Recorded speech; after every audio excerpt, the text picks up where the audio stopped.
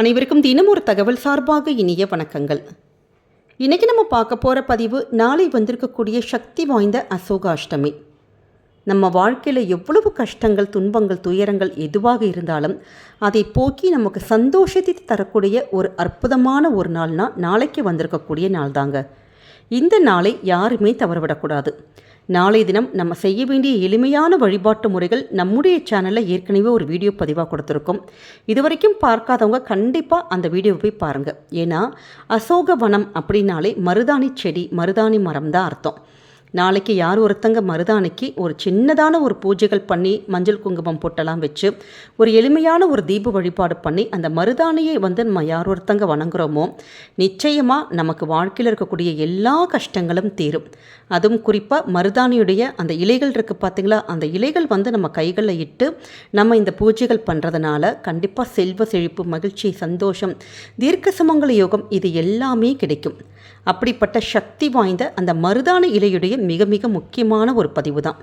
நாளைக்கு எந்த தீபம் நீங்கள் ஏற்றினாலும் சரி, உங்கள் பூஜையில் நீங்கள் விளக்கேற்றுறப்ப கண்டிப்பாக இந்த மருதாணி இலைகளை நம்ம சரியாக பயன்படுத்திக்கிட்டாலே போதுங்க. நாளை தினம் நமக்கு காலையிலையோ இல்லை மாலை நேரத்திலோ நம்ம எப்போ விளக்கு வச்சாலும் சரி, நமக்கு மருதாணி இலைகள் கிடைக்கும் பார்த்தீங்களா, அந்த மருதாணி இலைகள், அதாவது மருதாணி தீபமாக நீங்கள் ஏற்றலாம். சின்னதான ஒரு பித்தளை தட்டை எடுத்துகிட்டு மருதாணி ஃபுல்லாக நீங்கள் அதில் பரப்பி வச்சுட்டு அதற்கு மேலே ஒரு அகல் விளக்கு அது மாதிரி ஏற்றலாம். ஏன்னா நமக்கு இப்போ வசந்த நவராத்திரி நடந்துகிட்ருக்கு. அப்படி அந்த நவராத்திரியில் இந்த மருதாணி தீபம் நம்ம ஏற்றுறதுங்கிறது குடும்பத்துக்கு பலவிதமான ஒரு சுபிக்ஷங்கள், லக்ஷ்மி கடாட்சத்தை, நமக்கு அந்த பணம் பெருக்கி தரக்கூடிய ஒரு யோகத்தை, லக்ஷ்மி அப்படின்னு சொல்லிட்டாலே நிச்சயமாக பணம் தான். அது இந்த மருதாணி எந்த வீட்டில் எந்த இடத்துல நம்ம உபயோகப்படுத்துகிறோமோ, பூஜை பண்ணுறோமோ அந்த இடத்துல கண்டிப்பாக அந்த லக்ஷ்மி யோகமும் மகாலட்சுமி இது எல்லாமே அந்த இடத்துல நின்றுவாங்களாம். நமக்கு அந்த ஒரு யோகத்தை கொடுப்பாங்களாம். அதனால தான் நாளைய தினம் இந்த மருதாணி இலைகள் மட்டும் உங்களுக்கு எங்கேயாச்சும் இருக்குது, அக்கம் பக்கம் இருக்குது, இல்லை நீங்கள் ஏதாவது காசு கொடுத்து வாங்க முடிஞ்சால் கூட மருதாணி வச்சு எளிமையான இந்த ஒரு வழிபாட்டை பண்ணுங்க.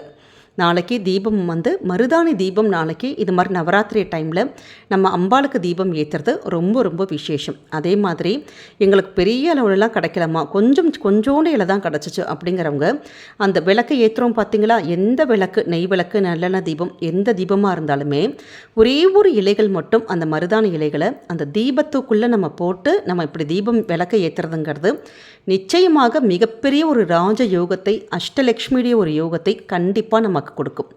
நாளை தினம் இந்த 2 எளிமையான டிப்ஸை நீங்கள் மறக்காமல் ஃபாலோ பண்ணிக்கோங்க.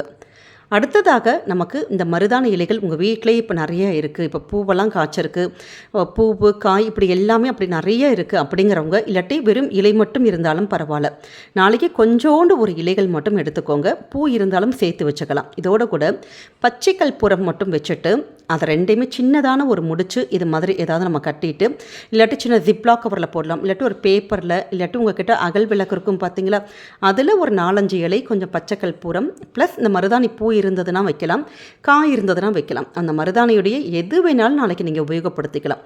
இது எல்லாத்தையுமே சுவாமி ரூமில் ஃபஸ்ட்டு ஆத்மார்த்தமாக நல்லா நம்ம வேண்டி குடும்பத்தில் நல்லபடியாக ஒரு செல்வ செழிப்பு கிடைக்கணும், நல்லபடியாக பணமெல்லாம் பெருகணும், நமக்கு நல்ல ஒரு ராஜயோகம் கிடைக்கணும், வருமானங்கள் எல்லாம் பெருகணும் அப்படின்ட்டு மனசார நாளைக்கு நீங்கள் பூஜை பண்ணிவிட்டு நல்லா வேண்டிட்டு அந்த இதை அப்படியே எடுத்துகிட்டு போய் ஒன்று நீங்கள் முடிச்ச மாதிரி கூட கட்டிக்கலாம்.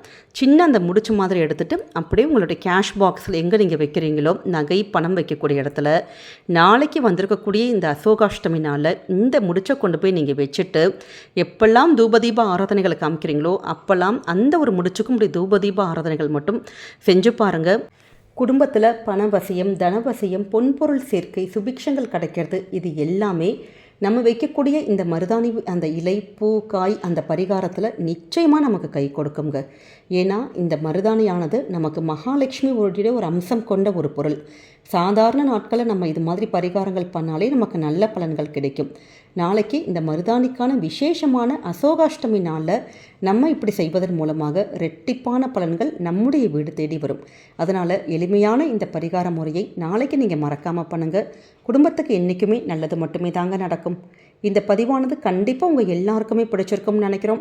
பிடிச்சிருந்தால் மறக்காமல் ஃப்ரெண்ட்ஸ் அண்ட் ஃபேமிலி மெம்பர்ஸ்க்கு ஷேர் பண்ணுங்கள், அவங்களும் இதை பார்த்து பயன்பெறட்டும். நம்முடைய சேனலை நீங்கள் இப்போ வரைக்கும் சப்ஸ்கிரைப் பண்ணாமல் பார்த்துட்ருக்கீங்கன்னா கண்டிப்பாக சப்ஸ்கிரைப் பண்ணி உங்களுடைய ஆதரவுகள், சப்போர்ட்டுகள் என்றைக்குமே எங்களுக்கு கொடுக்கணும். மீண்டும் வேறொரு நல்ல பதிவில் சந்திக்கிறோம். நன்றி, வணக்கம்.